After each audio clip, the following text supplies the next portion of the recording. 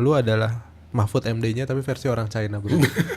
Ya, begitu gue ngepost apa, pada waktu itu gue ngepost itu gue mau ngepost saudara gue yang ada sempat follow up ke istri gue untuk ikut si robot kriptonya itu. Dan istri gue kan emang dia kan nggak terlalu di dalam dunia itu ya, dan dia nggak mau ikut-ikutan gitu. Terus di kata-kata terakhir di telepon itu, oh iya kalau Cici nggak ngerti sih soalnya gitu. Jadi istri gue nggak tersinggung tuh, dan dia cerita ke gue kan. Jadi gue post di Instagram gue, ternyata postnya relate sama Banyak orang. Iya, banyak orang. Sampai waktu digituin. itu di repost dimasukin ke dalam grup Telegram dan lain-lain gitu, sampai pada ribut akhirnya grupnya gara-gara gue ngepost kayak gitu. Nah akhirnya waktu itu diserang tuh sama leader-leadernya si robot itu semua kan. Gue bilang wah gila sih. Terus ternyata orang yang kerja di dalam industri itu di luar negeri, orang Indonesia tuh ada berapa? Mungkin 100.000 ada kali. Kalau gaji satu bulan rata-rata 5 juta, berarti itu 500 miliar gaji tiap bulan yang keluar ke sana. Satu tahun 6 triliun. Itu baru gaji-gaji administrasi doang. Belum spending bos-bosnya yang udah belum omset tuh. Iya kan? Pergi karaoke, pergi apa gitu. Dan gue waktu itu pernah satu kali gue ke Kamboja. Di karaoke Kamboja itu sewa ruangan tuh satu ruangan ya. Itu sewa di luar minum sama makan. Itu udah 15 juta sampai 50 juta satu ruangan. Yang ruangan satu ruangan 100 juta aja ada bisa masuk 30-an orang. Gitu. Karena Kamboja. Dan mereka demand-nya tinggi sekali. Welcome to Pikiran Si Boy. Hari ini kedatangan tamu yang istimewa. Nggak nyangka mau kesini ke tempat kita karena ya beliau saking sibuknya di mana-mana. Please welcome Kotama. Hai Kotama, thank you banyak sudah datang. Terima kasih. Sama-sama. Sudah datang ke tempat kita yang sederhana ini. Luar biasa. Kita kenal Kotama tuh dari Kotama belum pakai nama asli. Tambah 88. Dari yang segitu alfanya di sosial media sampai jadi mulai kebapak-bapakan kayak sekarang, mulai sibuk di dunia sendiri. Ya, betul. Gokil. Kalau misalnya boleh tanya kok Kotama kan dulu kerja ya hitungannya? Iya, dulu kerja. Zaman umur berapa tuh? 2011, 13 tahun lalu tuh ya. Berarti gue umur 23-24 lah ya. 23-24. Tapi kan di era sekarang tuh orang selalu punya kontroversi kerja apa bisnis. Itu kan bukan dua hal yang bisa disandingin harusnya. Tapi ketika sudah kerja, kepikiran untuk bisnis karena ngelihat peluangnya atau karena merasa mampunya? Iya, karena semuanya juga sih. Cuman kalau kita bilang alasan paling utamanya dulu karena kepepet sebenarnya. Kepepet kenapa? Kan harusnya gaji oke itu kan ya. Enggak ya, dulu kan gue kan waktu itu officially bikin PT itu 2015 akhir lah. Oke. 2016 awal gitu ya. Oke. Nah itu kan waktu itu 2014 itu kan gue lagi baru tunangan sama istri gue tuh. Oh. Nah waktu itu pas lagi tunangan itu 2014 tuh masih ada bokap gue tuh. Jadi I was thinking like ya udah gue bisa lah, maksudnya anyway weddingan gue gak usah pusing karena bokap gue bakal taking care of the cost gitu kan. Bla bla bla. Terus ya bokap gue kebetulan backgroundnya juga pengusaha ya, dia itu fabrikator besi baja. Fabrikator? Iya, dia semacam kontraktor lah, biasa bangun gudang, pabrik, gedung serbaguna kayak gitu-gitulah biasanya. Oke, hampir khusus sama. Konstruksi bajanya. Hampir sama berarti ya sama pekerjaan. Nah makanya gue juga masuknya di company gue yang lama itu di bidang besi baja juga. Oh. Gitu. Nah cuman ya namanya jalan hidup yang gak ada yang tahu ya. Betul. 2012 bokap cabut kan, dia sign off lah intinya dari kehidupan gue. Terus akhirnya gini nih, billing kawinan gue gede banget nih, mahal banget nih gitu kan. Ya saving gue waktu itu ya pas-pasan cuma buat bayar wedding doang. Gue pikir ya nih kalau buat bayar wedding doang kan habis nih duit gue semua. Terus habis gue buat wedding gue mulai lagi dari nol kan, udah kayak Pertamina gue bilang. Nah terus ya gue mikirnya waktu itu ya sebenarnya sih dari 2014 itu gue udah ada lah kayak misalnya bisnis jadi kayak inilah makelan lah ya, makelan project-project lah apa gitu. Cuma gue memang belum fokusin. Nah tapi waktu itu karena gue pikir ini gue harus do something nih gitu. Makanya akhirnya 2015 gue insist gue harus do something lah waktu itu. Nah which is akhirnya PT gue lahir lah di 2015 setelah gue married itulah gitu. Gitu ceritanya. Cuman ya bukannya karena kepepet aja nih. Cuman tapi kan gue juga emang udah tahu, gue udah kerja tuh dari 2011 sampai 2015 kan. Berarti kan gue juga udah ada pengalaman kerja tuh 4 tahunan. Dan kebetulan gue juga lumayan hoki. 2 tahun pertama gue kerja itu gue ditempel sama pensiunan orang Jepang. Jadi dia harusnya udah pensiun nih, cuman karena perusahaannya masih butuh jasanya dia, jadi akhirnya dia harus cari suksesor. Nah kebetulan gue waktu itu salah satu suksesornya lah di sana. Selama 2 tahun, tiap hari nempel dia terus lah intinya gitu kan. Semua kontak dia, jadi hubungan dia langsung kan udah sama direct bos-bos semua. Jadi ya gue bisa dibilang 2 tahun itu mungkin pengalaman kerja gue udah sama juga orang 20 kerja tahun. hampir 10 tahun lah mungkin Iya, ya, 10 tahun. atau segitu banyak lah gitu. Makanya gue jadi learning cycle gue cepet lah waktu itu. Oke. Nah, jadi gue juga ngerti nih. Jadi gue dari tadinya mungkin gue harus mengraba-raba dari bawah, tapi gue udah langsung jadi kayak di atas nih helikopter view nih, gue tahu mana bisa dikerjain mana nggak bisa gitu kan. Nah gitu. Nah jadinya akhirnya 2015 gue lumayan lah dapat, dan gue berasa gue udah punya koneksinya, pengalamannya gue udah ada, know-how-nya juga udah punya. Jadi oke lah, cobalah gitu. Tapi percikan apinya tetap harus ada ya kalau misalnya sorry banget. Biasanya orang gitu, biasanya sih Iya. orang gitu ya. Ketika Pasti ada yang memotivasi, ada motivasi utamanya lah. turnovernya ya. Ya, Turnover pertamanya itu lumayan gede juga ya. Yes. Oke, dari situ sepanjang 2015 sampai 2024 sekarang ketika kita syuting. Yang kita lihat sekarang, bisnis lu banyak banget sih kok. Dari yang gue lihat bisnis lu banyak banget, dan gue salah satu customer yang gue juga nggak tahu ternyata itu bukan bisnis lu. Yang gue tahu itu punya lu semua. Waktu gue kemarin ketemu Billy, gue kira itu punya lu. Cryptstock itu gue apa? Coffee Mate Stock itu gue kira punya lu. Makanya gue ikut ke dalam. Dan secara fundamental menarik menurut gue. Tapi enggak, kata Billy. Pertama emang nge-spend aja kata dia, bantuin kita katanya. Buset. Kita inilah kalau di Coffee Mate Stock kita investor lah di situ. Iya, Jadi tapi investor aja gitu. Tapi kan kayak rasa malah Billy dan Theo malah belum persona branding pada saat itu. Malah kita nggak tahu, malah taunya orang elu gitu loh, yang nama lu udah di mana-mana. Seorang ya bisnismen lah tanda kutip. Gua tahu malah lu bukan bajak, torrent lu yang lu show up banget gitu loh. Pembuatan torrent, cara lu marketingin, kasih gap marketing. Oh, di atasnya ada harga segini, gua harus bikin segini, area gini-gini. Gila banget sih. Ya kalau untuk Coffee Mate Stock sih jujur waktu itu satu gue tuh lumayan suka sama individunya ya, si Theo sama Billy. Jadi gue lumayan concern sama influencer muda nih zaman sekarang nih, umurnya masih di bawah 30-an. Mereka tuh apa ya, terlalu monetize follower-followernya mereka lah gitu. Oke. Jadi value-nya tuh udah bukan edukasi lagi. Ya maksud gue monetize boleh, cuma maksudnya jangan sampai lu menyesatkan lah gitu kan. Tahun lalu ya kalau nggak salah apa 2002 ya, 22 ya. 22 kayaknya. Gue itu ada super kecewa gitu. Padahal sebelum dia ngetop ini, gue tuh lumayan follow dia di dunia saham gitu. Karena gue suka sama analisa-analisanya dia. Tapi ketika pas waktu itu grup media bubar, terus akhirnya dia kerja waktu itu insurance kalau nggak salah. Terus dia langsung kayak intinya tuh nggak ada job yang lebih bagus daripada insurance.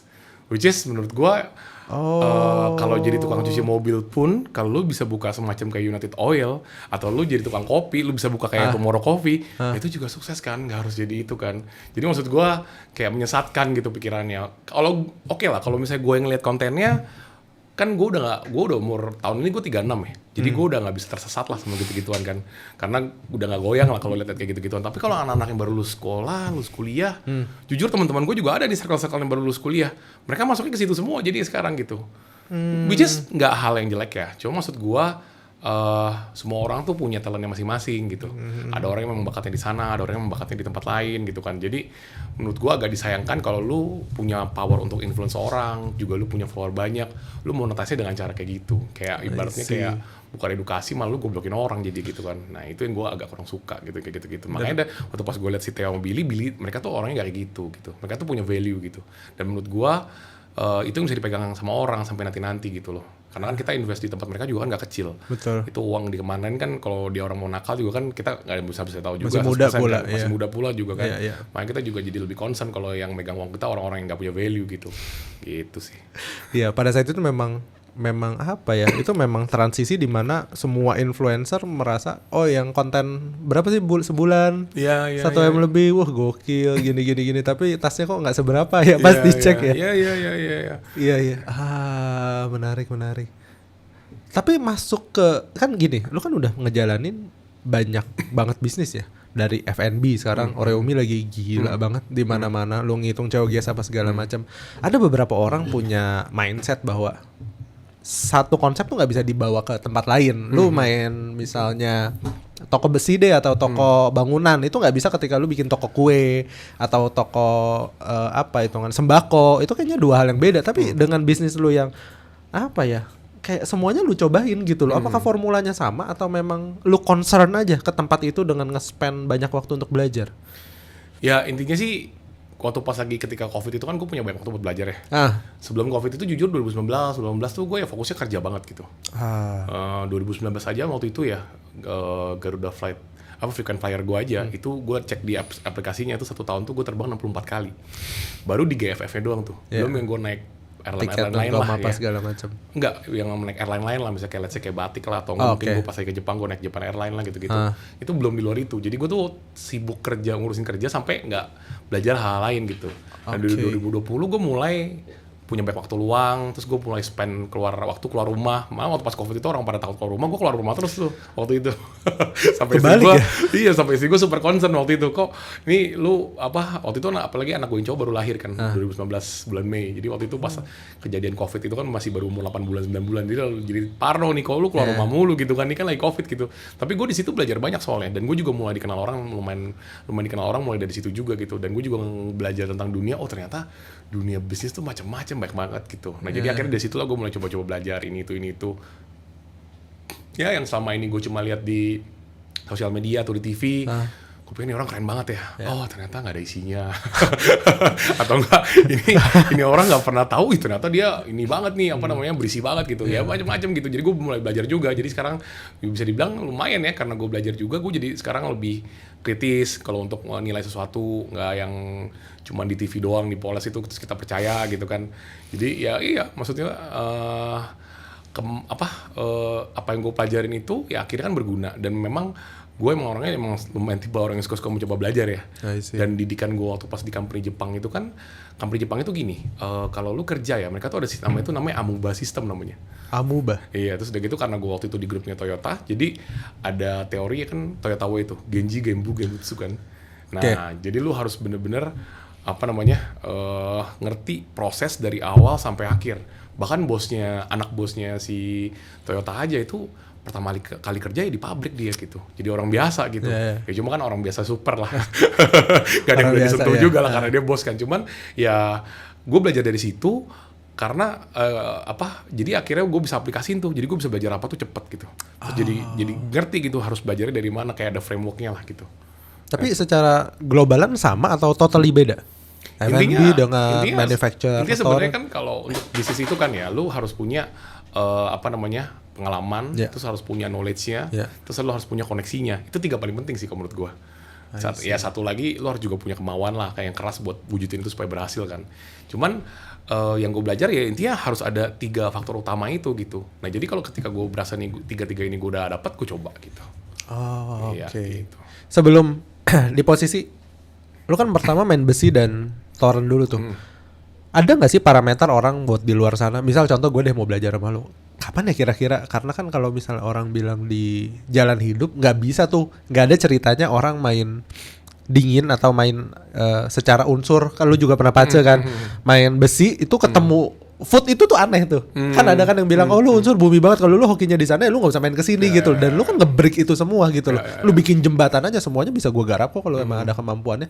Parameternya apa pas lu lihat, oh ini bisa nih kayaknya? Parameternya gue liat peluang aja sih, sama kalau gue merasa punya partner yang cocok gitu ya, yang udah dia oke, ya gue coba jalanin gitu. Oh berarti secara teknis lo di company lu pun komisaris ya jadinya ya? Direktur utama sih. Oh di root? Iya karena biasanya untuk keuangan gue pegang semua sih. Gitu. Gue kira lu nge-supervisi aja, ntar yang eksekusi mereka. Eksekusi tetap, eksekusi memang mereka. Cuman untuk kontrol perusahaannya sih biasanya lebih gue juga gitu. Oke. Jadi kayak ya per 1 week pasti kita ada meeting sama-sama bareng-bareng, apa update ini, update itu gitu. Menarik. Karena yang dulu lu se-influence itu di internet buat ya waktu zamannya semua orang mau ke insurance kan juga lu speak up kan. Ini itu. Wah iya juga sih, gila juga sih buat nyadarin teman-teman di teman-teman muda yang masih ngelihat IG, masih ngelihat TikTok dengan konten kayak gitu kan panas ya hitungannya. Padahal kan nggak segampang itu ya. Di posisi itu. Menarik. Oke. Dan buat teman-teman yang masih belum tahu, gue mau ngangkat cerita yang menurut gue itu titik baliknya orang mulai melek sama scam atau enggak. Versinya adalah yang gue cerita sebelumnya, lu adalah Mahfud MD-nya tapi versi orang China bro. Itu kalau nggak ada lu mungkin masih banyak korbannya. disepakati dong. Iya, Gue juga iya, sepakat iya, karena gue iya. juga dulu agregatornya. Jadi gue adalah penyuplai barang ketika dia ada seminar. Oh, oke. Gue merasa bangga ketika dia supply barang gitu. Tapi menurut gue projectnya memang nggak spektakuler itu, tapi memang banyak yang ikut. Dan ketika lu angkat kasus ini atau misalnya teman-teman yang nggak tahu di internet apa ya namanya penjual dahak ya hitungannya ya. Buat teman-teman nggak tahu, dulu ada satu titik di mana penjual dahak ini hidup baik-baik saja dan sejahtera. Sampai di satu momen dikuliti habis, dibongkar habis sampai orang nggak percaya. Oh ini ya ternyata. Karena di saat sebelum lu keluar itu kok nggak pernah ada kasus sebelumnya loh yang terkuak sampai habis sampai beres. Even orangnya kita nggak ngomong di penjara atau tidak ya, itu kan masalah hukum kepolisian. Tapi dengan tidak adanya korban lagi, gue bilang sih, gue salut sih sama lu sih. Lah karena nggak bener-bener terlalu banyak kok, orangnya terlalu banyak yang kena gitu loh. Tapi bisa kayak gitu kok. Ya kalau itu sih sebenarnya kan dulu memang apa ya? Dulu gue mikir gini ya, gue tuh dari 2011 itu kan kerja kan nggak pernah yang namanya kayak ikut-ikut seminar gitu. Gue bener-bener sekuper itu dulu gue. Jadi straight aja kerja. Iya straight aja. Dulu kan kalau nggak salah tuh yang terkenal tuh Bong Chandra gitu Oh kan betul, ya. Bong Chandra. Desem lah Tong gitu Desem. kan. Itu gue not even ada Keinginan? kena exposure ke situ sama sekali. Not Oke. even keinginan loh. Oh nggak ada Kayak keinginan juga. expose sama itu aja nggak ada. Oh. Jadi gue bener-bener nggak tahu ada kayak gituan waktu pas gue dulu kerja. Karena dulu gue kerja, gue bangun tiap hari jam 5, terus setengah 6 gue udah berangkat ke kantor, terus biasa jam 6 tuh gue nge-gym dulu sampai jam 7 terus gue mandi, beres-beres setengah 8 gue nyampe kantor. Oke. Jadi di kantor itu gue kerja, waktu itu karena perusahaan Jepang ya tadi gue bilang amuba sistem itu ya, jadi gue kerjain administrasi juga dulu tuh, bikin ini, bikin itu, belajar SAP, belajar apa gitu kan. Jadi gue bener-bener gak punya waktu lain untuk explore dunia di luar gue gitu. Jadi gue tuh kerja itu tuh fokus banget dulu dalam industri itu aja gitu ya pokoknya. Ya jadi gue nggak ada tuh exposure ke situ. Nah gue dulu ngebayangin diri gue kalau misalnya gue sampai kena expose nih sama si dia itu nih, wah habis lah gue itu uang gue, tabungan gue. Coba kalau pas ketika 2014 pas gue lagi masa-masa apa ya, masa-masa kelam gue gitu ya, terus gue ketemu sama dia, wah selesai gue gitu. Mungkin nggak ada hari ini juga gue mungkin kayaknya bisa habis semua kali, mungkin gue bisa all out ke sana kali mungkin gue rasa gitu. Makanya jadi gue berasa wah nggak bener nih kayak begini nih kalau kayak gitu. Dan ya maksud gue setelah gue lihat juga kan kadang-kadang memang beberapa yang dulu kan emang victim-victimnya kan memang yang orang juga all out juga gitu. Betul, kan ya, betul. jadi gue agak kasihan sih di situnya gitu. Totalitas banget. Ya maksud gue janganlah sampai kayak gitu-gitu amat ya cari uang gitu. Maksudnya apa ya, gue orangnya percaya sama karma sih soalnya. Bahkan dulu istri gue itu kan dia salah satu orang tuh dulu yang nggak apa ya maksudnya ya, nggak terlalu percaya kalau misalnya lu berbuat kebaikan sama orang lo akan dibalas gitu. Tapi di kehidupan gue itu tuh dari zaman gue apa ya, dari zaman gue sekolah, kuliah gitu ya, gue tuh kadang-kadang kalau lagi malam-malam ngeliat ada orang pengemis yang di pinggir jalan gitu ya, gue tuh bisa cari warung beli makan terus gue balik lagi situ dulu sebelum gue pulang ke rumah. Gue tuh kayak gitu dulu gitu. Tapi yang gue rasain ya nggak lama gue ngelakuin kebaikan pasti tuh ada yang ngebalas lagi ke gue gitu habis itu. Nah, jadi makanya gue berasa janganlah sampai kayak gitu. Maksud gue kasihan juga orang lain gitu kan. Terus waktu itu ya karena juga memang udah nyinggung personal gue juga, ya gimana ya namanya. Jadi akhirnya lu juga bukan orang gimmick kan. Iya, dan gue kan maksudnya gue as real as it is nih, gue gak ada dan gue memang beneran kerja normal nih gitu kan, gak kayak gitu kan. Terus ya itu sih waktu itu, ya itulah satu, karena one thing on top of another kali ya waktu itu. Iya, tapi masalahnya gini loh, pada saat itu nggak ada yang sadar loh. Korban itu diem loh. Korban itu nggak ada yang speak up loh. Maksudnya ini kan kita nggak ngomongin kasus yang lama ya, kasus yang sekarang pun dengan segitu banyak scamnya, korban tuh nggak ada yang speak up loh. Sampai dia jangan-jangan juga dia nggak sadar jadi korban. Korbannya money game aja yang entah itu DNA Pro, entah itu ATG masih bisa bilang kok ini karena mereka ditangkap polisi aja. Coba enggak, kita tetap ada kok. Masih di mindset itu. Makanya gini ya, balik lagi ya, dari yang korban-korbannya dia juga ya, waktu itu gue pelajarin ya, banyak di antara mereka yang memang mereka juga ternyata tuh pemain-pemain money game juga kalau gue lihat. Ketahuan di akhir-akhir juga sama gue. Jadi ketika pas kemarin lagi money game lagi kenceng-kencengnya itu ya, pas lagi zaman-zaman kripto, itu mereka jadi kayak semacam apa ya, leader-leadernya gitu. Emang orang tuh juga dari dulu begitu gitu kan. Terus lu juga memang mau makan uang orang, cuman sayangnya lu kemakan duluan nih, lu belum sempat nikmatin gitu.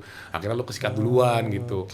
Makanya jadi gue juga lihat ya, memang kadang-kadang beberapa yang mereka itu memang terlalu maruk gitu ya. Terus juga memang ya memang kerja di dunia itu. Kalau gue lihat ya mereka ya. Muternya di situ. Karena waktu itu gue adalah satu berselisih sama satu robot kripto waktu itu. Gue juga nggak ngerti, nggak tahu kok ternyata gue se-influence itu waktu itu di dunia kripto ya waktu itu ya. Begitu gue ngepost apa, padahal waktu itu gue ngepost itu gue mau ngepost saudara gue yang ada sempat follow up ke istri gue untuk ikut si robot kriptonya itu. Dan istri gue kan emang dia kan nggak terlalu di dalam dunia itu ya, dan dia nggak mau ikut-ikutan gitu. Terus di kata-kata terakhir di telepon itu, oh iya kalau Cici nggak ngerti sih soalnya gitu. Jadi istri gue nggak tersinggung tuh, dan dia cerita ke gue kan. Jadi gue post di Instagram gue, ternyata postnya relate sama banyak orang. Iya banyak orang. Sampai waktu itu di repost dimasukin ke dalam grup Telegram dan lain-lain gitu, sampai pada ribut akhirnya grupnya gara-gara gue ngepost kayak gitu. Nah akhirnya waktu itu diserang tuh sama leader-leadernya si robot itu semua kan. Gue bilang wah gila sih. Terus ternyata dari salah satu dari ada 2 orang dari itu bekas orang korban yang dulu itu. Oh lu emang biasa main gini berarti gue lihat ya. Cocok lah lu kalau mati sekalian kalau gitu. Lu juga karma lu jelek kan. Tapi kan kalau ya gimana, mereka udah untung ya masih bilang korban karena untungnya nyangkut, masih kan udah mijit gitu. Iya makanya kalau apa ya, gue selalu percaya sama lingkungan sih ya. Kalau kita bergaul sama lingkungan yang aneh-aneh, sama lamanya kita juga di dunia aneh terus gitu. Dan yang kita tahu juga jadi aneh-aneh terus. Jadi kalau mereka berkutatnya di situ terus, ketemunya orangnya di situ terus. One day antara lu dimakan atau lu bisa makan orang kan kayak gitu. Iya. Dan hukum di Indonesia kan lu tahu sendiri ya. Kalau udah soal uang itu udah sulit deh. Udah siapa pegang duit, siapa yang bisa berkuasa kan gitu. Umumnya ya, walaupun tidak semua. Iya. Oke, iya karena ya. Tapi lu sadar gak sih lu seberpengaruh itu di internet? Iya, dan makanya gue waktu itu dari 2022 gue udah benar-benar ngurangin semuanya, udah gak mau lagi. Oh gitu ya? Makanya gue tuh udah gak terlalu bodoh, mau follower turun kek, mau ngepost gak ngepost kek, mau gara-gara IG gue di apa tuh ya, di shadow ban lah ya sama IG, gue nggak bisa nge-live lah, nggak bisa apa tuh yang attack Oh, bareng-bareng, collapse bareng-bareng gitu. Collab IG. Iya, gue udah bodo amat lah. Pokoknya yang follow gue kalau udah tahu dari dulu, ya gue ngomong apa adanya gue gitu. Mau itu jelek mau enggak ya itu pokoknya yang gue lagi pikir hati itu dan menurut gue itu benar ya gue tulis di situ gitu. Jadi makanya ya udah segitu aja, mau turun mau apa ya gue lebih pengen kenal orang sih jujur, karena gue tahu ternyata kalau dikenal orang itu gak enak sekali. Iya semua orang dengerin, tapi kadang-kadang emang kenyataan yang pahit itu orang juga rejection kan. Iya bener. Tapi ya itu gue anggapnya jadi jadi learning cycle-nya mereka lah. Iya gitu. sih. Biar gimana pun kabar baik atau kabar buruk tetap harus disampaikan biar mereka juga belajar kan gitu. Oke. Dengan kan ini kan disruption lagi gede banget ya ketika orang nyari duit sekarang, terus influencer juga, gue nggak menyalahkan influencernya karena emang dari dulu influencer ya influence kan tugasnya, tapi kan jadi ada disrupsi di mana kesehatan mental nih lagi gede banget, seolah-olah tuh orang semuanya stres gitu sekarang di Gen Z. Terus kripto lagi gila-gilanya, orang ada beberapa influencer say that all in lah kripto, lu nggak bisa doubling your assets di emas tuh susah. Memang susah, memang butuh 10 years, 15 years untuk di emas, betul. Tapi kan di anak muda ini kita nggak tahu nih cara mikirnya gimana. Terus jadi kayak serba salah nggak sih anak muda sekarang dengan apa ya, sosial media segitu gilanya, asuransi banget, kripto banget. Sebenarnya gini sih, kalau gue lihat ya fenomenanya ini nih ya, ini kan rata-rata kan yang influence kan anak-anak di bawah 30 ya. Anak di bawah 30 itu belum punya anak, belum punya istri kan biasanya. Iya lagi betul. Ya jadi secara posisi psikologi mereka tuh, gue nothing tulus kok, gue gak ada beban, gue mau all in juga gue gak masalah gitu. Jadi kalau seandainya gue nih amit-amit sampai hilang semua, mungkin masih sedikit, tapi gue masih muda, masih bisa cari duit gitu. Ketimbang sama let's say seumur gue atau mungkin di atas gue gitu. Udah punya anak, udah punya tanggungan, udah punya tanggung jawab, ya kita gak mungkin all in kayak begitu kan. Jadi ya tergantung ini. Jadi mungkin konten-konten yang seperti itu menariknya anak-anak muda lah, yang lebih tertarik untuk kayak coba hal baru yang kira-kira oportunis bisa buat ngasihin uang lah gitu. Betul. Ya memang sih gimana ya, memang pemerintah kita juga sebenarnya 10 tahun ke belakang ini ya banyak banget sih promo di dunia tech soalnya. Jadi akhirnya anak-anak Gen Z kita ini lulus nih semua lagi zaman-zamannya tech semua kan. Nah dan tech itu kan obviously salary lebih gede, terus apa ya, valuation company-nya juga kayak lebih bisa gede walaupun mereka nggak punya aset gitu loh. Nah jadi memang lagi learning cycle-nya lagi di sana nih anak-anak sekarang ini yang lagi baru-baru lulus, makanya ekspektasi mereka juga tinggi banget gitu, walaupun sebenarnya Indonesia tuh belum sampai sana sebenarnya gitu kan. Ya makanya akhirnya kan kalau lu sekarang liatin Gen Z sekarang ini banyak yang sudah dapat kerja soalnya, karena ekspektasi gaji mereka terlalu tinggi dan juga mereka tuh lebih milih tempat kerja gitu ya. Kalau let's say kayak di industri gua aja tuh mau cari Gen Z itu susah sekali di industri gua. Industri apa nih? Industri material building. Yang berhubungan sama industri yang udah dekat ke hulu lah ya. Iya. Bisa dibilang tuh kerjanya tuh nggak cantik lah gitu. Bukan yang kerja kayak let's say kayak kerja kayak apa ya? Jaga toko gitu. Bukan kayak misalnya let's say apa ya? Kayak lu jadi salesnya besi baja atau nggak sales project gitu ya. Kalau nggak lu jadi project manager untuk kerjaan project konstruksi semacam-macam itulah. Kalau nggak manajer produksi itu Gen Z tuh susah sekali nyarinya. Karena mereka tuh mau cari kerja itu di kantor. Even domisili gue kan salah satu kan ada di Makassar ya. Itu Gen Z yang lulus tuh yang bagus-bagus dari dulu maunya kerja di bank semua. Gaji gue gak ngerti berapa padahal. Even kayak waktu itu cabang gue di Palu aja tuh dia umur berapa tuh ya? 25, 26, kurang lebih 25, 26. Itu sales kerja di tempat gue dapat basic salary, terus dapat komisi. Itu kalau di total 1 bulan tuh dia 7-8 juta tuh gak lari tuh. 25 gede sih itu. Iya, umur 25 dan dia akhirnya milih di bank kerjanya UMR. Dan gak ada komisi sama sekali karena dia cuma jadi kayak semacam admin atau apalah gitu. Jadi agak beda ya pikirannya mereka gitu kalau gue lihat ya. Jadi mereka lebih milih nggak capek tapi gue nyaman kerjanya gitu loh. Beda gitu. Jadi mungkin ya karena mungkin setelah kita kalau gue lihat Instagramnya dia kayak kerja di bank tuh bangga kerja di dalam ada kantor. Iya, kayak ada banggaan buat mereka sendiri lah. Jadi mungkin ada value yang memang gue nggak, orang kayak gue nih belum bisa ngelihat di sisi Gen Z gitu kali ya mungkin ya. Makanya cara Gen Z ngelihat dunia sosial media juga mungkin beda sama cara gue ngeliatnya juga gitu. Jadi memang itu ya anggap aja lah learning cycle dari sekarang. Ntar by the time mereka 30 juga pasti mereka belajar. Belajar sendiri ya. Belajar sendiri nanti. Tapi agak babak belur aja ya pas mudanya. Betul. Karena mereka tuh mereka tuh kebanyakan influence dari dunia barat kali ya. Kalau lu nonton Crazy Rich Asian kan bukan kaki hilang ya. Konsepnya itu bukan konsep kita gitu loh. Kita tuh di Asia kan lebih familiar sama nge-build sesuatu yang sustainable, yang bisa kita pertahanin. Ada badai juga nggak langsung ambruk gitu kan. Tapi kan anak-anak sekarang ini dia lebih suka tuh yang instan gitu. Tapi kalau ada apa-apa ambruk semua langsung gitu kan. Ya lu bisa lihat lah startup dan lain-lain yang udah ambruk kayak orang gila, yang pernah endorse artis sampai ratusan juta miliaran ya akhirnya mana sekarang udah hilang semua gitu kan. Iya, makanya jadi gue ngeliatnya ya anak-anak ini karena memang ke-influence sama begitu, jadi akhirnya pola pikir mereka juga switch juga ya, berubah gitu kan. Gitu. Ya teman gue juga ada salah satu Gen Z, dia umur 27. Dia tuh VP/shareholder juga di salah satu perusahaan OTA yang gak pernah didengar namanya di Indonesia, tapi dia udah unicorn, udah 15 triliun valuation-nya dia, dan udah dibeli sahamnya sama Shopee hampir majority sekarang. Dan dia pegang uang banyak banget nih sekarang nih cash karena udah dibeli sama Shopee kan. Dan perusahaan dia itu profitable, nggak yang bakar-bakar uang kayak dia yang kita tahu lah, yang di Indonesia tuh bakar-bakar uang minus itu. Nah iya makanya jadi dia itu gue juga lihat dari cara pola dia spend uang, lifestyle-nya itu beda sekali sama gue waktu pas gue punya uang segitu gitu. Gue punya uang segitu, gue baru berani beli ini, baru berani pakai ini gitu. Tapi dia punya uang segitu udah jauh melebihi barang yang gue punya sekarang juga gitu loh. Nah gitu makanya jadi gue lihat ya emang Gen Z tuh gitu. Karena gue lihat juga karya staff-staffnya dia yang bukan shareholders gitu ya, cuman dia let's say kayak cuman semacam kayak managerial teamnya di sana lah gitu. Salary maybe 40K kurang lebih, 40 jutaan lah kurang lebih mungkin salary-nya dia. Tapi ya berani beli mobil BMW baru yang harganya udah 1M lebih gitu. Ya, cicilannya 20-an lah ya. Iya, cicilannya udah pasti mahal lah, pajaknya setahun udah lebih dari 10 juta gitu kan.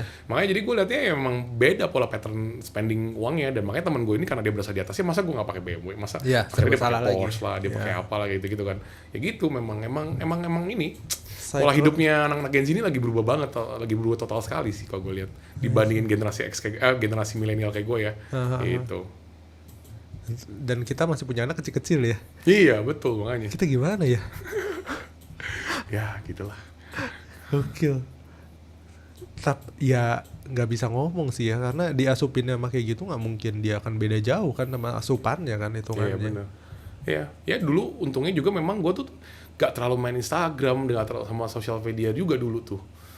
Instagram aja tuh gue punya Instagram tuh 2018 kalau nggak salah. Tapi gue baru punya Instagram waktu itu. Jadi gue emang gak terlalu ke-influence sama gitu-gituan kalau dari dulu. Makanya gue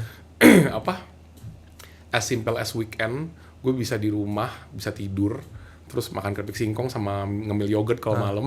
Habis itu udah gue happy tuh nonton TV sampai Sesimpel malam. itu? Sesimpel itu kehidupan gue. Tapi ya gue juga jujur sekarang kehidupan gue udah berubah total, jauh banget. Jadi kebahagiaan yang gue cari pun tuh lebih complicated sekarang gitu, lebih sophisticated lah kebahagiaan yang gue cari sekarang gitu, nggak kayak dulu lagi gitu. Karena ya ke influence dari sosial media juga sih, to be honest. Cuma memang karena mungkin ya gue udah gak muda lagi, jadi gue udah tahu nih batasan gue sampai mana nih gitu. Gue nggak boleh lebih dari batasan ini gitu. Tapi bayangin anak muda ini kan yang mungkin udah misalnya dia udah bisa kerja, punya uang sendiri, bisa spending, ya salary-nya limitnya gitu. Sebelum habis ya dia bisa ngapain aja suka-suka dia kan gitu. Jauh ya. Iya. Jauh banget sama 1980, 1990-an ya. Iya. Berarti beda 10 tahun ya. Iya, 2000-an itu. 2000-an ke atas tuh udah beda banget cara pikirnya sama sekarang. Beda jauh. Oke, kita balik ke bisnis. Aku ada yang kepikiran buat aku tanya. Oreumi sama Bar Enlang itu kan omsetnya jauh ya. Bar Enlang kan kita tahu ya, secara margin, secara profit, secara apa ya, hitung-hitungan kasarnya lah, sebulannya tuh predicted. Sedangkan Oreumi yang Kotama juga punya, itu kan benar-benar COGS-nya harus ditekan, sumber daya manusianya, buka cabangnya. Ini dua hal yang berbanding terbalik kan. Kok mau gitu loh dikerjain ketika sudah punya Bar Enlang? Gue punya Orumi memang setelah Bar and Lounge. Cuman gue dari dulu gue tuh kepengen punya brand F&B yang gue suka gitu apa gitu. Oke. Ya, dan gue emang suka coba-coba, dan gue emang suka makan kan, gue suka R&D. Kayak baru kemarin ini pertama kali gue nyobain jengkol. Walaupun rasanya menurut gue agak aneh, cuman gue tetap paham lah kurang lebih. Itu daging sapi versi orang susah loh. Ya, itu orang susah gitu kalau nggak bisa makan daging pakai itu. Iya, makanya gue hari ini lebih batuk-batuk karena ternyata jengkol tuh banyak asapnya, banyak gasnya. Iya, banyak gasnya, betul. Banyak gasnya ternyata. Jadi gak enak banget mah gue dari kemarin sampai hari ini. Gue baru tahu juga tuh. Ya cuma anyway gue suka tuh kayak riset-riset segitu, lihat. Berarti agak idealis nih untuk Oreumi ini. Idealis maksudnya? Idealis itu sebenarnya secara profit kan sama Bar Enlang lebih gede Bar Enlang otomatis. Secara kesulitan berkali multiplyingnya tuh besar di Oreumi gitu loh. Kalau nggak pakai idealisme kayaknya nggak jalan deh gitu loh. Kayaknya nggak pengen banget deh. Ya lebih kepengen inilah ya untuk diverse bisnisnya. Karena kan dari Orumi ini pengembangannya gue sekarang lagi dibikin digital agency soalnya. Nah, jadi gue lagi bikin digital marketing agency satu. Cuman digital marketing agency gue beda sama yang udah ada di market ya. Jadi kan kalau di market ini kan rata-rata digital marketing agency itu lebih cuman ke bikin konten, terus udah gitu isi bikin video, posting, betul, isi posting. Video, intinya memperbagus company profile lo yang di Instagram etalasenya lah, kayak gitu. Nah, tapi gue mau perkenalin konsep, dan gue udah jalanin juga di company gue sendiri gitu. Jadi selain untuk memperbagus company portfolio sama company profile-nya, tapi gue mau bantu company-company untuk bisa conversion untuk penjualan. Gitu. Jadi kayak Google Ads kayak gitu. Dan itu gue udah ngerasain sendiri, and it works gitu ternyata. Jadi even kayak misalnya semua orang dulu waktu pas di Makassar gue bilang gue mau jualan online. Oh, itu ditentang semua. Sampai staff gue pun gak ada yang setuju semua. Kayak bilang bapak buang waktu lah, buang uang lah, gini bla bla bla. Tapi memang jujur gue belajarnya juga lumayan mahal. 2020, 2021 sampai 2022 awal ya, itu gue buang uang kurang lebih tuh 200-an juta lebih, tapi gue gak dapet apa-apa. Buat nge-ads di sana? Buat belajar ads, gue employ orangnya juga untuk handle gitu kan, biar jadi kaki tangannya gue untuk eksekusi gitu. Terus begitu itu omset gue waktu itu nggak nyampe lebih dari 15 juta selama setahunan itu. Sampai diketawain gue sama manajer gue, sama kepala kantor gue semua gitu kan, pada kayak ngeremehin. Tapi akhirnya di 2022 itu, nah ketika gue belajar tentang F&B juga, akhirnya gue ngerti tuh gimana cara gue how to convertnya nih dalam ini. Oh, gue coba kesini, ternyata bisa kalau kerjanya kayak gini gitu. Jadi dari situ gue mulai belajar. Oh, ada cara kayak gini, Nah itu semua digital marketing agency yang gue udah pernah ketemu, mungkin lebih dari 20 kali ya, gak ada tuh yang bisa ngerjain itu satupun.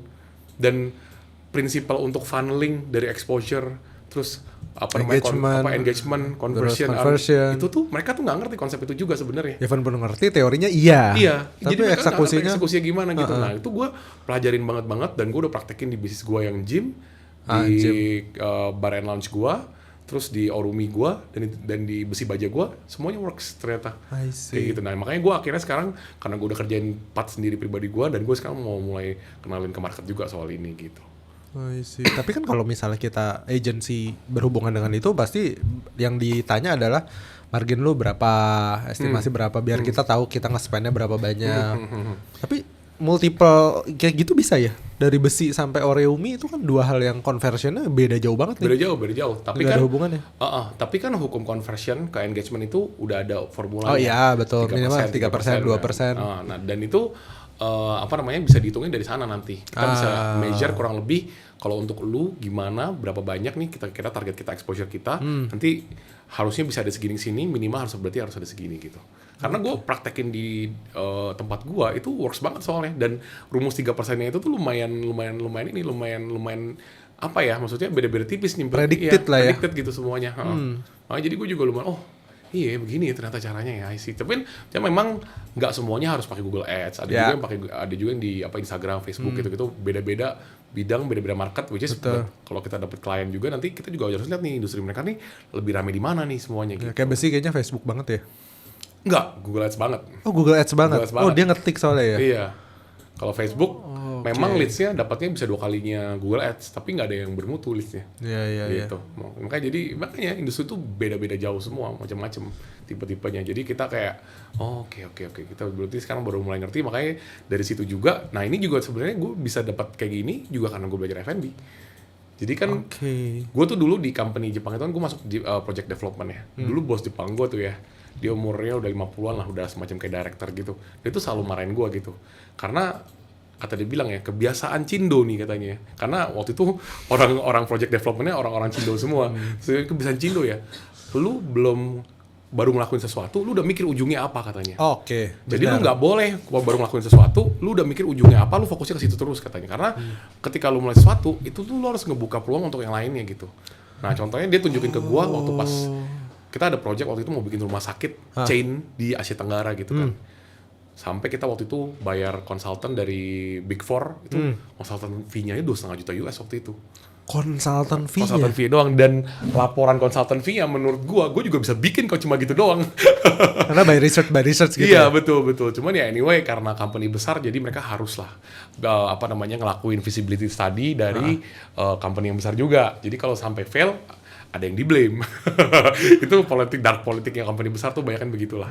Nah, akhirnya pakai situ belajar, akhirnya kita pun adjust sama resources sama partner yang kita punya di waktu pas di company gue dulu itu kan. Nah, terus akhirnya kita nggak jadi bikin rumah sakit, walaupun kita udah ngitung nih jumlah bed sama jumlah pasien di Indonesia tuh masih under banget. Menarik. Akhirnya kita bikin itu tidak bikin rumah sakit, kita bikinnya klinik cuci ginjal akhirnya. Menarik. Gitu, dan itu udah diduplikasi di 4 negara di Asia Tenggara. Udah. Kalau hari ini gue udah nggak tahu lagi nih, karena udah lama di situ. Cuma intinya gitu. Jadi makanya gue juga belajar. Oh iya benar juga ya. Dulu dari awal dia fokusnya mau bikin rumah sakit nih, tapi begitu on the process dia lihat cuci ginjal lebih promising lah gitu dibanding yang lain gitu. Nasi putih udah kayak apa gitu. Tahu. Iya makanya jadi gue juga belajar di situ. Jadi gue kayak kalau ngelakuin sesuatu tuh gue nggak langsung fokus ke satu aja. Ujungnya nggak usah lihat. Jadi on the process gue bisa larinya kemana tergantung gue know-how gue, tergantung pengalaman, tergantung partner gue, tergantung exposure gue kemana gitu, beda-beda macam-macam gitu kan. Insightful sih. Benar. Karena kadang-kadang orang ya mendahului Tuhan ya, mendahului nasib ya hitungannya ya.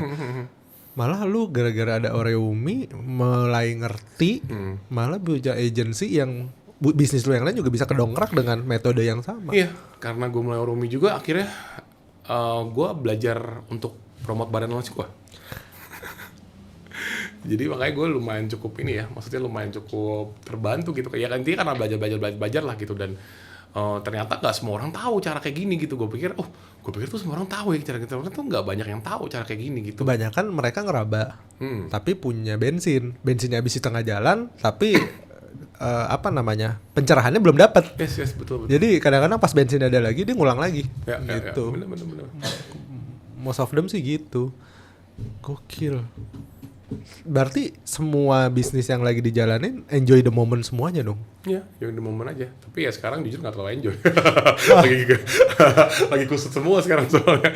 Lagi tough years banget sih dari awal tahun. Cuma oke lah, ini semua market ya, kita kalau ngomong sama orang financial market, sama orang industri semua towards end of year semua lagi inilah looking positive progress lah sampai akhir tahun ini. Tunggu pelantikan berarti. Ya Harusnya. pelantikan, tapi sebenarnya oke lah pelantikan ini kan nanti kan Pak Prabowo ini kan banyak juga meneruskan program yang udah ada juga kan. Dia kan mungkin nggak nyetop semua juga, bahkan sekarang aja lagi dibikin tim-tim khususnya lah buat yang memang fokus untuk nerusin gitu loh, untuk fokus di 4 bidang lah, cuma gue belum bisa kasih tahu. Ya. Cuman intinya nggak banyak bakal berubah dibanding sekarang lah. Mungkin certain policy maybe bit different ya, kayak misalnya apa ya, mungkin sistem peraturan keuangan, peraturan monetary untuk dia misalnya kebijakan fiskal gitu, itu mungkin ada beda-beda dikit lah. Kalau misalnya untuk cara ngatur trade balance gitu mungkin antara bakal agak sedikit beda. Cuman overall framework, big frameworknya itu nggak terlalu berubah jauh. Jadi sebenarnya project yang ongoing masih bisa ongoing gitu. I see. Dan the big projects yang benar-benar mainan inilah yang 9 naga kata orang itu lah yang 9 naga pokoknya orang-orang itulah yang berpengaruh itu mereka akan berubah, planningnya udah difixin semua menurut gue. Jadi harusnya dari atas itu udah bisa turun ke bawah lah, ke industri-industri pendukungnya lah gitu. Harusnya should be okay. Tapi kata orang beberapa di industriku juga yang aneh adalah barang yang murah tuh nggak jalan.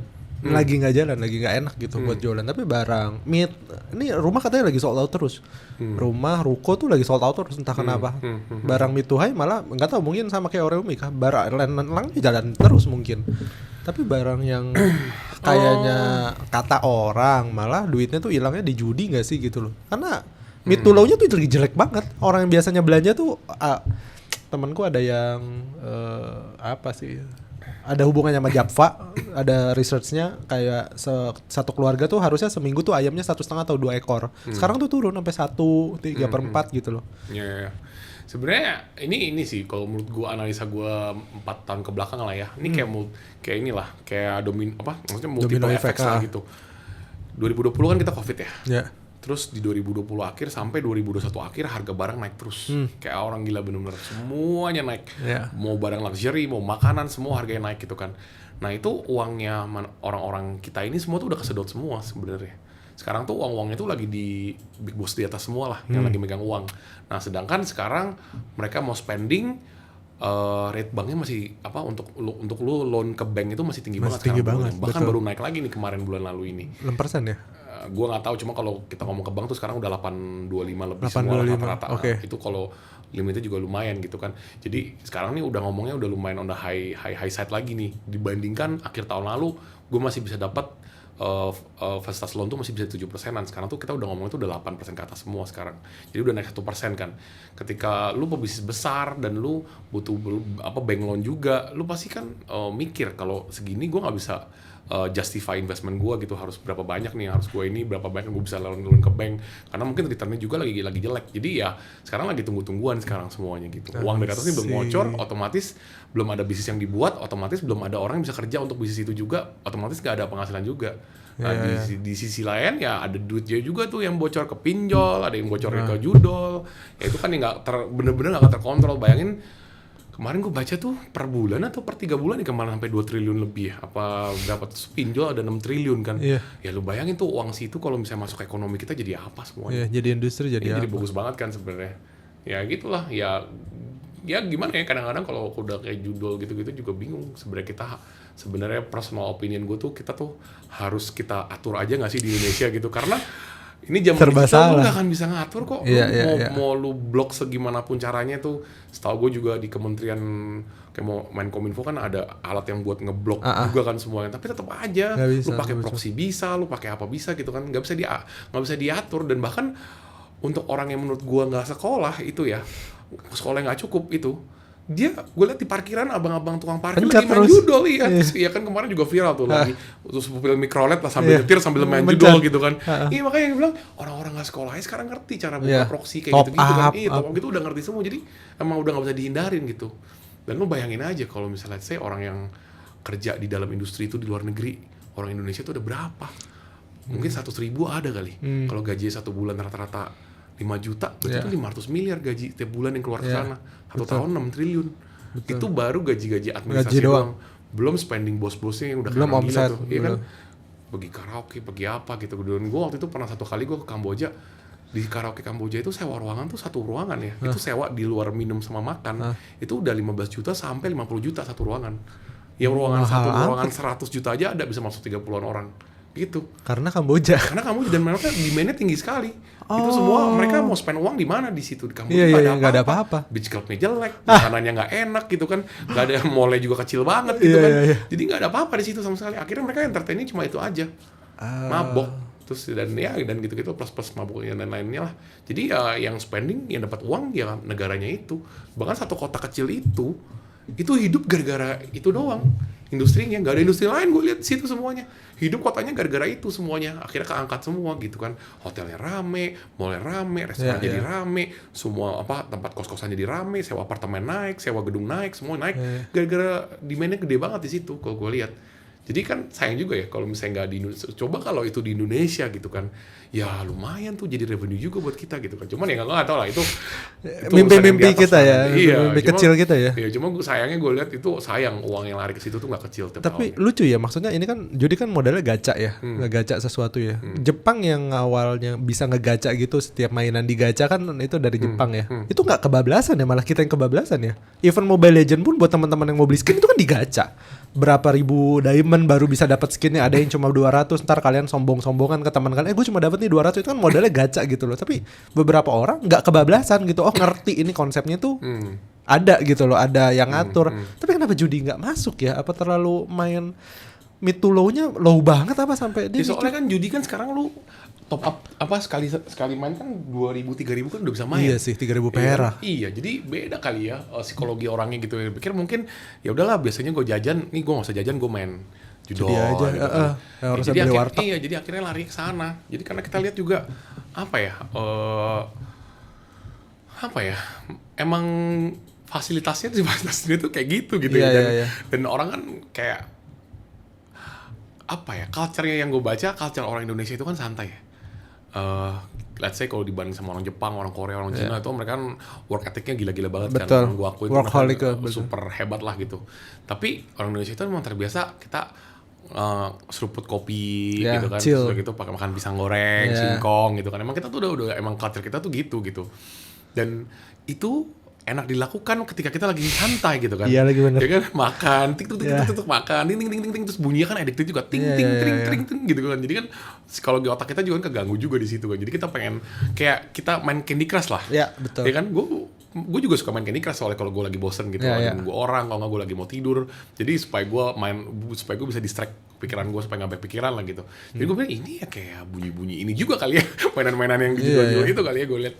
Jadi memang gitu sih sekarang, dan itu menurut gue udah terlalu susah dibendung. Kalau untuk misalnya lu mau tidak bolehkan apa bla bla bla gitu, menurut gue udah susah. Dan kenyataan marketnya pun sebenarnya sekarang mayoritas ya orang Indonesia semua yang main itu, ya kan. Kalau kita mau ngomong di Asia Tenggara siapa yang penduduknya paling besar ya kita. Ya kan, ke nomor 2 paling si Filipina aja nggak ada setengahnya kita. Ya kan, sisanya kayak Thailand, Vietnam paling mereka berapa 80 juta 70 juta orang.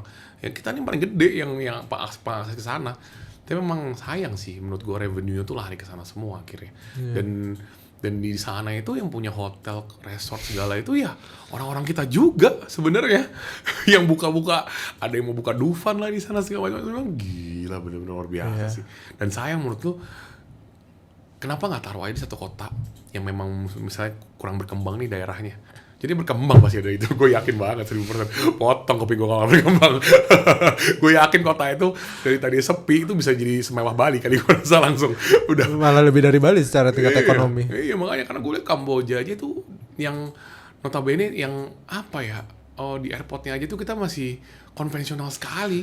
Di airport internasional di kotanya Kamboja, Phnom Penh itu ya mungkin even portalnya kita masih bandingin boketek sama ya. airport Medan, Surabaya itu aja masih kalah. Airport Kamboja gitu mewahnya. Dan manusia-manusia itunya lah yang sumber di dalam dayanya. sumber dayanya lah gue lihat. Jadi tapi begitu lo kesana, wih gila bagus banget sih ini gitu kan. Langsung udah kayak dunia yang berbeda gitu kalau gue liatnya. Salah ya. Sampai dibangunin jalan tol khusus 200 km ke sana. Gue lihat seberapa pengaruhnya tuh dunia industri itu, dan dijaga juga sama pemerintah sana karena itu penghasilan yang sangat hebat di situ. Dan lu di sana juga kota itu memang rata-rata orang transaksi juga pakai US dollar semua. Dan benar-benar di sana harga makanan semua juga mahal. Lu makan di pinggir restoran yang bisa ngemper di pinggir jalan gitu ya, itu tetap restoran, cuman dia ada meja di pinggir jalan. Itu gue makan berdua ya bisa 1 juta di situ. Buset. Makan berdua doang, dan makanan yang gue makan tuh bukan makanan mahal loh. Cuman daging 2 sama sayur 2. Gue makan berdua sama temen gue. Gue bilang, gak salah nih bro, $70 itu bayar. Pas hari pertama gue nyampe sana, mahal banget anjir gitu. Kita sampai kayak bingung sendiri karena itu juga gak ada harganya kan. Terus begitu kita minta menunya, bener kita hitung-hitung harganya segitu. Berarti itu offline hitungannya tempatnya? Offline. Tapi judul online kita juga kan kebanyakan juga pada di sana. Nah itu dia makanya. Biasnya serba salah. Gokil. Bisa segitu gede jalan tol segala macam. Tapi banyak sih PR-nya memang. Dengan ekonomi lagi susah malah ya distraksi makin jauh tambah banyak. Dan belum lagi ya banyak influencer yang tidak bertanggung jawab terhadap apa yang diceritakan. Perjalanan panjang ya sampai kita ngegedein anak kita ya. Iya, tapi emang itu mau nggak mau memang learning cycle yang harus dilewatin orang Indonesia kalau menurut gua.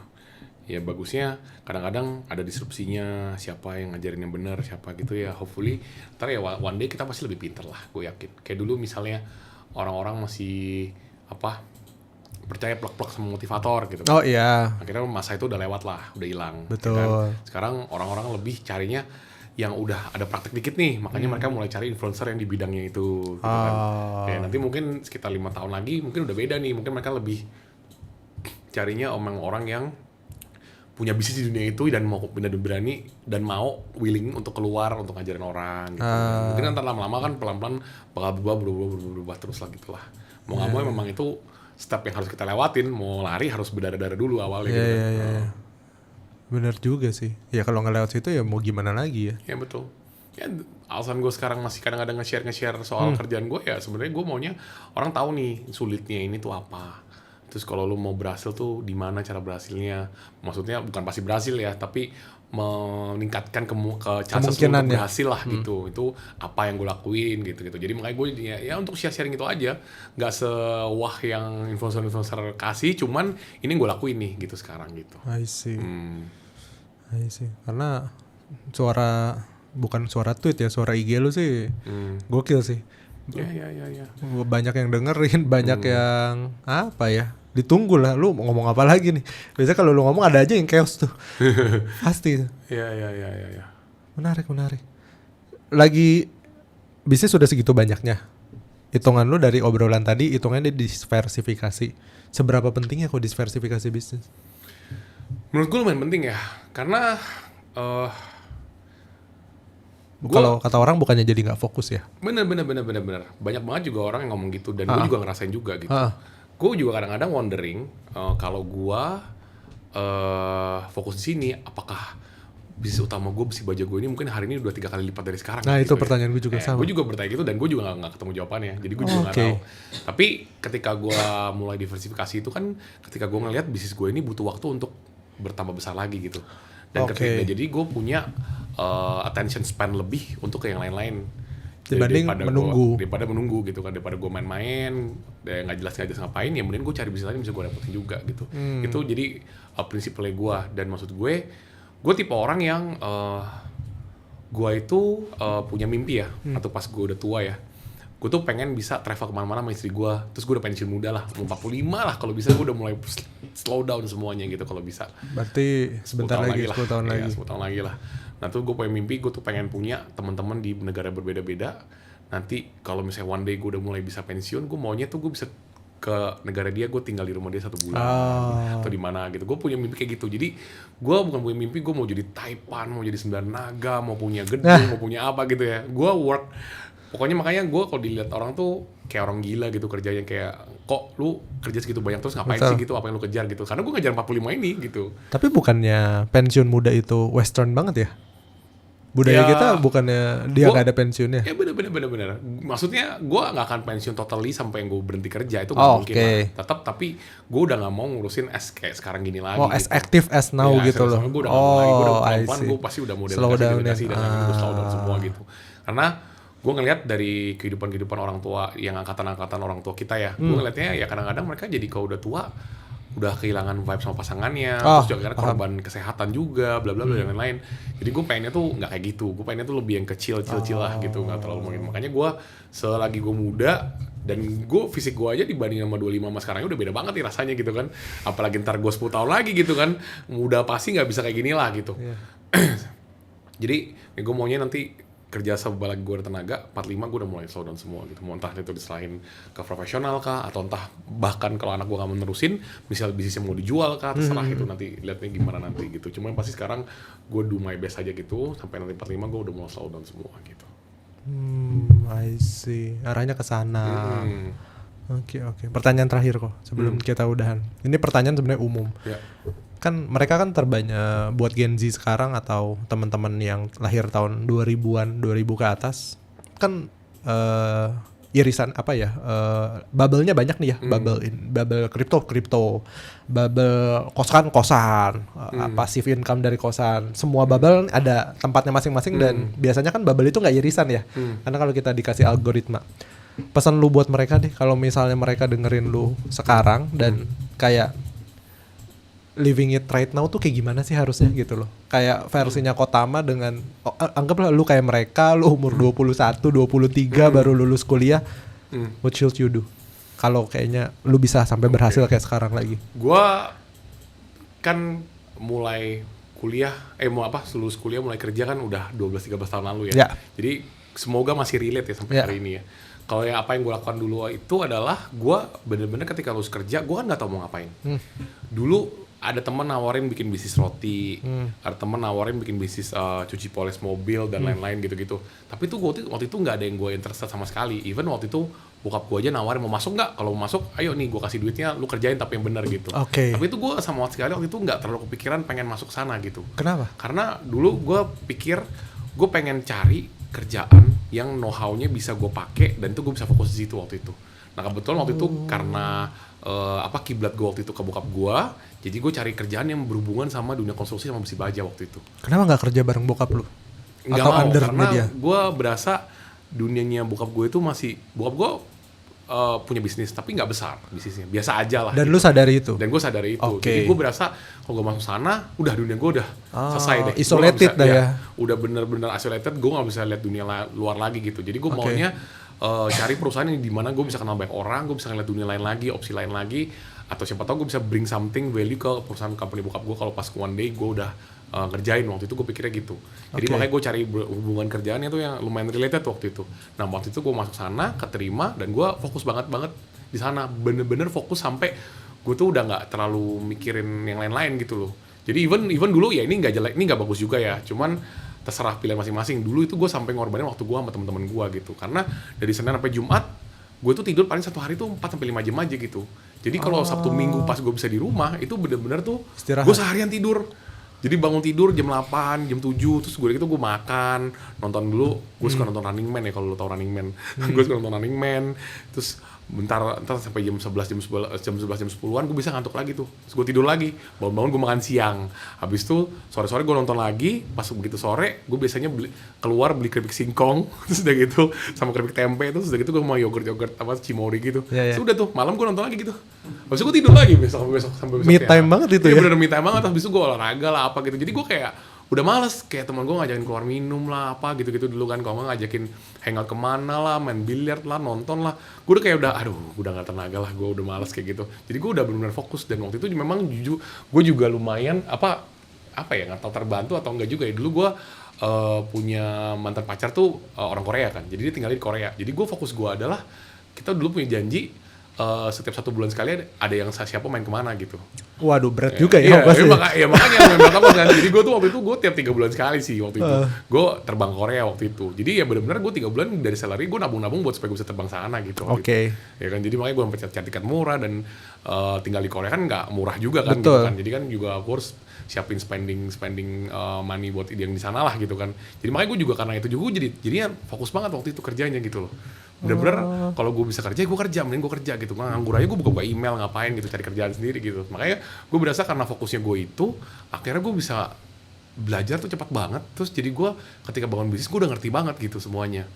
Bahkan udah ngerti itu aja dulu sebenarnya lumayan ada kesalahan lumayan besar yang pas gue lakuin waktu pas gue mulai gitu loh. Itu aja masih ada kesalahan kayak gitu. Tapi bayangin kalau orang yang mulainya nggak ada pengertian itu, pengetahuan itu sama sekali, wah kusut lah kalau gitu. Berarti dengan sadar lu blocking the other kan gak sih? Kesempatan-kesempatan Iya. lain lu dengan sadar lu blok semua, gue Iya. fokus aja dulu di sini. Iya. Makanya gue dulu benar-benar fokus banget sama itu. Jadi akhirnya ya satu hari ini ya bisa dibilang itu udah cash cow bisnisnya gue gitu. Dan gue udah bisa hidup tanpa bisnis gue yang lain pun ya gue ini udah lebih dari cukup juga sebenarnya gitu. Jadi makanya gue berasa anak-anak muda sekarang ini agak lebih susah fokus karena Pilihannya gangguan itu banyak. terlalu banyak, pilihan juga terlalu banyak gitu. Jadi mereka tuh kayak bingung kali ya mau pilih yang mana, mau fokus yang mana. Akhirnya ngemper sini, ngemper sana, akhirnya bisnis mereka nggak ada yang sustainable. Semuanya nggak ada yang punya fondasi. Kenapa goyang, kenapa hancur gitu kan, kayak gitu. Kalau bisa ditanya berapa lama sampai kayaknya gue butuh parameter deh, misalnya gue kerja sesuatu, gue masuk ke company mana sampai gue ngerti flow bisnisnya, estimasi berapa tahun sih untuk orang tuh bisa? Nggak bisa bilang ya. Nggak bisa bilang ya? Soalnya jujur gue punya teman-teman juga dulu yang kerja di perusahaan sejenis gue, cuma beda industri ya, cuman mirip-mirip lah konsep bisnisnya. Bisnis modelnya sama, cuman industrinya beda gitu. Gue ngeliat mereka kerja sama gue waktu itu sama-sama 2 tahun, tapi kayak mereka belum ngerti apa-apa. Gue tanya ini itu mereka nggak tahu gitu loh. Jadi memang tergantung lu di company Willingness-nya apa, juga, tergantung lu juga mau belajarnya sampai semana. Ya mungkin dibilang orang yang sekantor sama gue sampai hari ini, dibilang yang nggak ngerti apa-apa juga masih banyak kayaknya gitu. Kalau I see. dia tergantung orang, tergantung exposure dia, tergantung jalan hidup ini juga kali ya mungkin. Benar. Ya, kayak gitu-gitu sih. Jadi nggak ada patokan sih menurut gue ya. Karena lu mau bikin bisnis pun, lu mau ngerti ini itu juga apa ya, nggak perlu buru-buru juga menurut gue ya, selama lu masih belum, karena ada orang kan mikir kan makin gue tua makin gue ntar nggak bisa bikin bisnis nih. Oh betul. Tapi menurut gue salah, makin cepat lu mulai chances lu gagal tuh makin besar sebenarnya. Ya, Karena itu lu masih juga belum betul. punya kenalannya, masih belum punya uangnya juga, lu masih belum ngerti cara manajemen yang bagus juga gitu kan gimana. Nah itu ketika lu keluar cepat-cepat sebenarnya iya kalau berhasil, kalau nggak berhasil gimana gitu kan. Gitu. Pusing lagi. Jadi nggak ada patokan yang fix sih kalau menurut gue ya. Tapi minimal dengan fokus dan avoiding kesempatan lainnya, lu bisa all out dulu ya di salah satu tempat yang lu mau gelutin itu kan ya. Baik bersyukur juga lah, jangan banding-bandingin diri kita sama orang lain. Kalau banding-bandingin diri kita sama orang lain kadang-kadang apa ya, nggak ada habisnya ya. Kadang-kadang Gitu kayak misalnya apa ya, misalnya karena yang kasus yang itulah misalnya, tuh saudara-saudara gue yang dari istri gue di Medan tuh kayak lumayan cukup bangga kalau disebut nama gue gitu loh. Tapi sebenarnya kalau gue bilang, anjing kemarin teman gue orang Singkawang baru IPO umur 28 tahun perusahaan 500 miliar. Kalau gue banding nama itu, jadi apa Jauh dong ya. gue kan jauh kan gitu. Gue kayak belum nge-achieve apa-apa sama sekali. Betul. Gitu kan. Dan dia masih 28, gue udah 36 nih gitu. Dia udah sampai sana, gue masih di sini gitu kan. I see. Jadi ya kalau lu nggak berpuas diri, lu nggak akan ada habisnya sih. Nggak ada ujungnya. Selalu akan ada orang lebih muda, lebih sukses daripada lu, atau enggak orang seumuran lu lebih sukses daripada lu gitu. Pasti selalu ada. Karena nggak, ya kecuali lu udah yang super brilliant banget ya, kayak misalnya kayak Mark Zuckerberg gitu ya, mungkin ya sky's the limit tuh, udah kayak gitu, lu udah gak ada bandingan lagi kalau gitu. Cuma kalau misalnya kayak yang kita gini, ya oke lah, harusnya kita harus banyak bersyukur lah.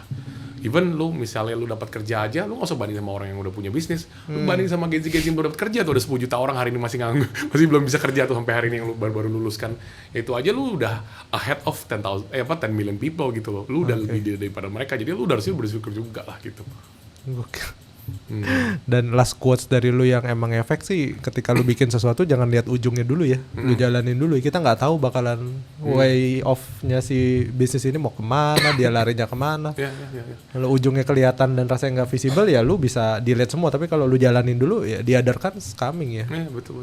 Kesempatan lainnya datang. Kayak nyari jodoh lah, lu mungkin pikir jadi sama ini, ujungnya jadi sama lain. Bener lagi. Dan kalau yang belum nikah ya mungkin belum relate ya. Iya. Belum relate itu kan ya. Oke lah, luar biasa. Thank you banyak loh udah datang ke sini.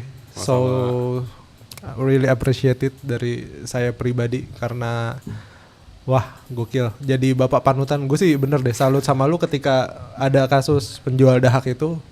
Gokil sih. Bangganya gue adalah ketika ngelihat satu orang cindo nyikat cindo yang lain. Karena itu nggak ada di tempat lain. Dan itu ketika itu kejadian, aduh banyak banget orang yang harusnya terselamatkan ya. Karena kan satu batch itu berapa orang kok hitungannya. Dan ada berapa banyak keluarga yang ya drop down to hell lagi bu. Hitungannya dropnya gila-gilaan karena itu kan udah all out. Ya di gym gue dan di sekolah anak gue juga ada yang orang tuanya udah kena hampir jadi korban gara-gara gue jadi nggak jadi. Iya gokil. Gue bener-bener really appreciate entah itu ya entah mungkin caranya adalah kenain personal lu sampai gimana, tapi resultnya adalah ya you save a lot of people. Makanya gue bilang lu Mahfud MD-nya orang Cina sih.